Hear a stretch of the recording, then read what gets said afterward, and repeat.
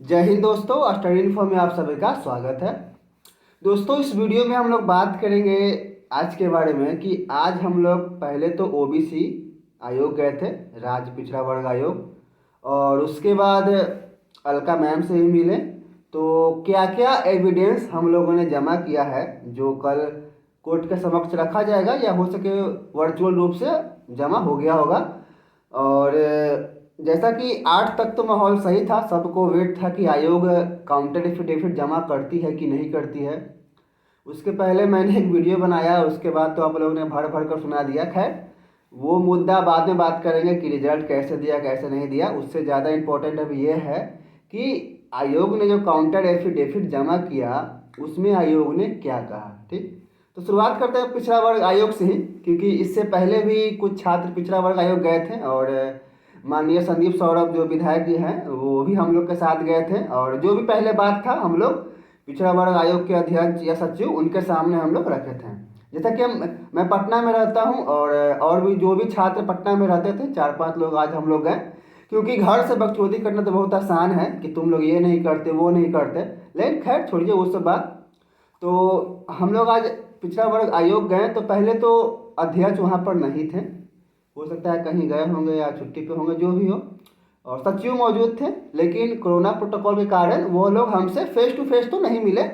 ये बस बोले हम लोगों को कि आप जाकर, एक सदस्य थे उनका नाम मुझे नहीं पता, उनसे अपनी बात जाकर रखिए। तो हम लोगों ने उनके समक्ष अपनी बात रखी और जो भी प्रूफ था, एविडेंस था, उनको हम लोगों ने दे दिया। आवेदन उन्होंने बोला लिखने के लिए, हम लोगों ने वो भी लिखने को लिख कर दे दिया। तो उनका कहना था, हम लोग पूछेंगे सर इससे पहले भी हम लोग आए थे तो क्या हुआ। तो उनका कहना था कि हम लोगों ने आयोग को नोटिस भेजा और सचिव जो हैं आयोग के वो खुद पिछड़ा वर्ग आयोग गए थे और उन्होंने कहा था कि हम न्यू एनसीएल ले रहे हैं, जैसा कि आयोग ने लिया भी। लेकिन जब 8 तारीख को काउंटर एफिडेविट आयोग ने किया, उसमें आयोग ने ये कहा है कि अगर 2014 से पहले का कोई छात्र एनसीएल नहीं देता है, अगर 14 के पहले का वो एनसीएल नहीं देता है तो उससे यही प्रूफ होता है कि वो एनसीएल में नहीं है और उसे आरक्षण का लाभ हम नहीं देंगे। आयोग ने ऐसा कहा। लेकिन सीजीएल 2 के हवाले, मतलब सीजीएल 2 के तर्ज पर ही हम लोगों ने जो याचिका दायर की थी उसमें उसका जिक्र किया था कि सीजीएल 2 में आयोग के द्वारा लिया गया है और सीजीएल 2 जो बहाली है इंटर लेवल बहाली के साथ एक ही तिथि को आई थी और एक साथ फॉर्म फिल हुई थी और दोनों में जो आरक्षण का कॉलम है सेम वर्ड लिखा गया था और वहां पर आयोग ने लिया। लेकिन आयोग ने जो 8 तारीख को काउंटर एफिडेविट किया उसके पारा नंबर 18 में उसने ये कहा है कि सीजीएल 2 के बारे में जो छात्रों को द्वारा चर्चा किया गया है यह गलत है, यह मिसगाइड किया जा रहा है, इस केस का कोई आधार नहीं है, इस केस को डिसमिस किया जाए। मतलब कि आयोग होकर इतना बड़ा झूठ कैसे बोल सकती है। हम लोग को भी लगा कि हो सकता है कि जिन जो न्यू दिए होंगे उनको आयोग ने छांट दिया होगा। तो हम लोगों ने थोड़ा रिसर्च किया, बहुत लोगों का हेल्प भी मिला। कुछ लोग डर के मारे सामने नहीं आ रहे हैं, कुछ लोगों ने अपना स्कोर कार्ड दिखाया। तो सबसे पहले तो हम लोगों को वैसे मिले जो जिनका कैटेगरी रैंक आयोग ने शो किया है न्यू एनसीएल लेने के बावजूद, लेकिन उनका रैंक उतना अच्छा नहीं था, इसलिए काउंसलिंग करवाने के बाद उनका कोई भी सीट अलॉट नहीं हुआ।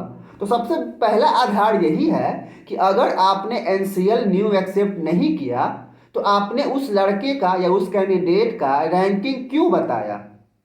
तो ये सब बात हम लोग पिछड़ा वर्ग आयोग रखे हैं, क्योंकि एप्लीकेशन के थ्रू ही हम लोग वहाँ पे बात रख सकते हैं और जो भी प्रूफ था वो हम लोगों ने दे दिया।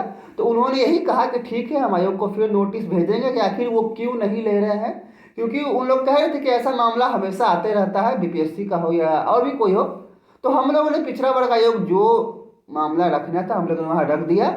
उसके बाद जो हमारे पेटिशनर है सूरज भाई, फिर अंबर भाई, उनका नाम आपने सुना होगा, आर्या भाई, तो उन लोगों से बात हुई। वो लोग पटना में मौजूद थे, दिन भर वो लोग कम से कम 8 घंटा, आप लोग को लगता होगा ना कि तुम लोग कुछ नहीं करते हो, 8 घंटा वो लोग वकील मैम के साथ जितना एविडेंस है उस पर चर्चा वो लोग किए हैं और सारा प्रूफ उनको दिए हैं। और सबसे बड़ा आधार जो हम लोग का है, सुप्रीम कोर्ट का ऑर्डर तो है ही पहला आधार, दूसरा 8 साल पहले की बहाली है, ऊपर से आपने इस नोटिफिकेशन में, इस बहाली की नोटिफिकेशन में यह वर्णन कहीं नहीं किया है कि आरक्षण जो एनसीएल, आपका जो एनसीएल जो देना है वो 31 अक्टूबर के पहले का देना है। आपने सिर्फ इंटर के बारे में चर्चा किया, तो एक आधार तो वो है कि नोटिफिकेशन में कहीं चर्चा नहीं है कि एनसीएल आपको बना कर रखना है या फॉर्म सबमिट होने से पहले का देना है। जबकि बीपीएससी जो इस बार आई है उसमें साफ साफ उसने लिख दी है कि अगर आप एनसीएल का दावा करते हैं तो आपको इस अंतिम तारीख जो है आवेदन करने की उसके पहले का बना रहना चाहिए।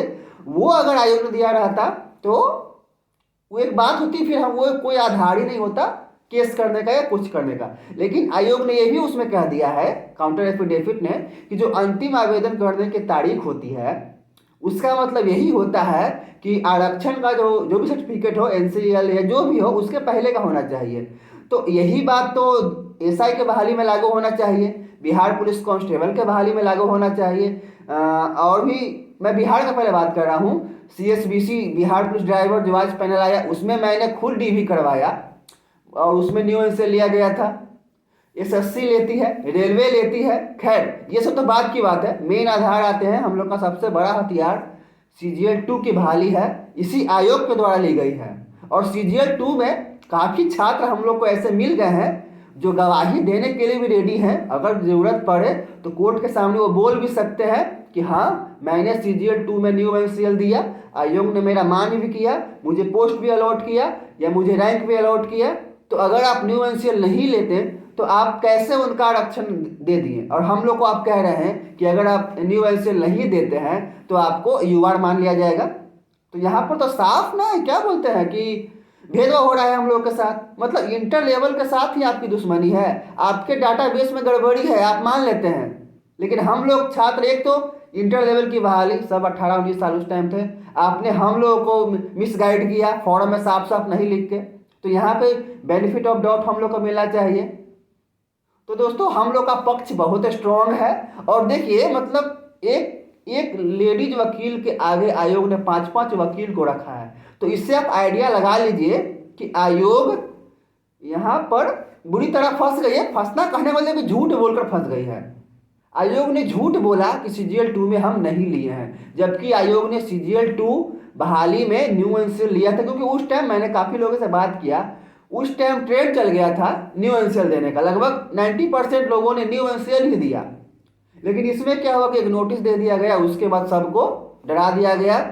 और बहुत लोग कह रहे हैं कि तुम लोग केस वापस ले लो। क्या वापस ले लो? बताइए, अगर वापस हम लोग अगर केस नहीं होता, 2-3 हज़ार 1,500 बच्चों को बाहर कर देती आयोग, उसके बाद क्या होता? वो लोग का तो जिंदगी बर्बाद हो जाता।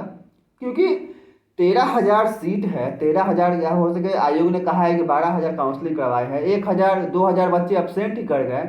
अब आप कागज के कारण उसको बाहर कर दीजिएगा, तो ये तो कहीं का नाइंसाफी, मतलब ये कहीं का इंसाफ नहीं है।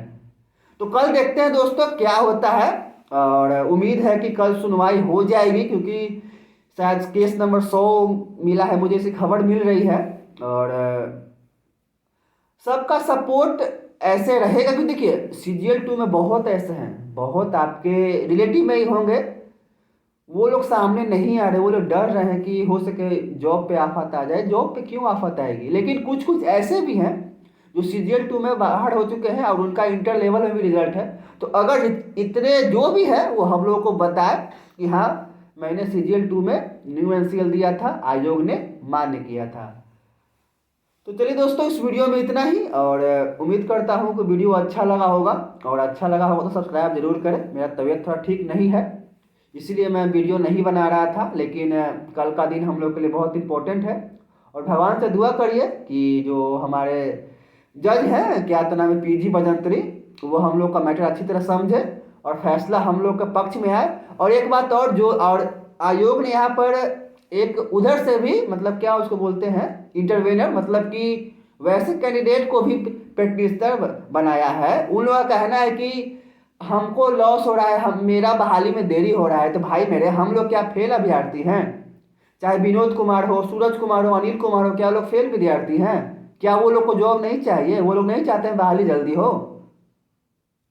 सब चाहते हैं बहाली जल्दी हो। इसीलिए केस हुआ है कि आयोग अगर ले लेती या नोटिस नहीं जारी करती 7 या 11 या 13-14, तो ये केस होता ही नहीं। हम लोग को शौक नहीं है बहाली फंसाने का, हम लोग कोई नेतागिरी नहीं कर रहे हैं, हम लोग स्टूडेंट हैं, हम लोग को भी जॉब लेना है और हम चाहते हैं कि आयोग न्यू एनसीएल देकर कल शाम में रिजल्ट दे दे, कि एक हफ्ता के अंदर दे दे।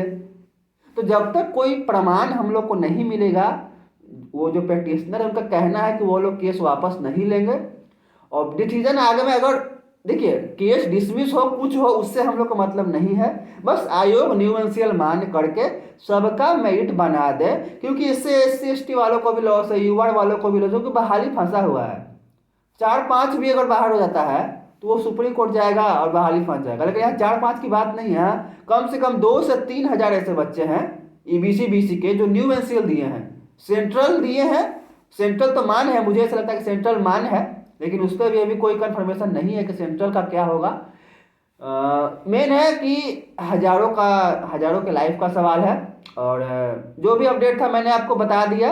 अब देखते हैं कल क्या होता है।